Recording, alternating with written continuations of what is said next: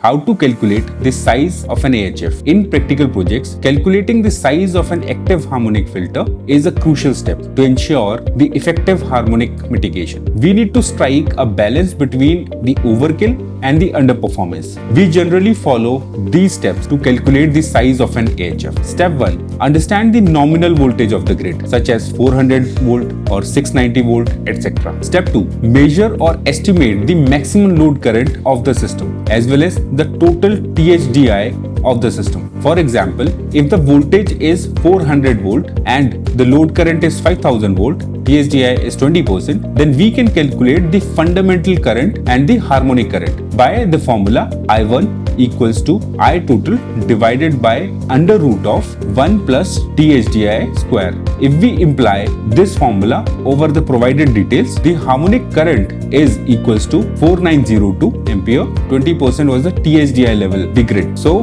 we get to a result of 0.4 ampere to be specific. Step 3. Calculate the target harmonic current based on the fundamental current and the desired THDi. I target is calculated by I1 into THDi target, which gives us 4902 into 5% because our target THDi is 5%, where we get a result of 245 ampere. Step 4 is to calculate the required compensation harmonic current. So harmonic current we already received as 980 ampere and the target current we received as 245 ampere. To get the required compensation harmonic current, we reduce the total harmonic current minus the target harmonic current, which gives us a result to 735 ampere. Step 5. Here we also need to consider a margin to ensure that the AHF can handle unexpected harmonic currents. We consider a certain margin, usually 20 to 30%. So to the result of required compensation of 735 ampere,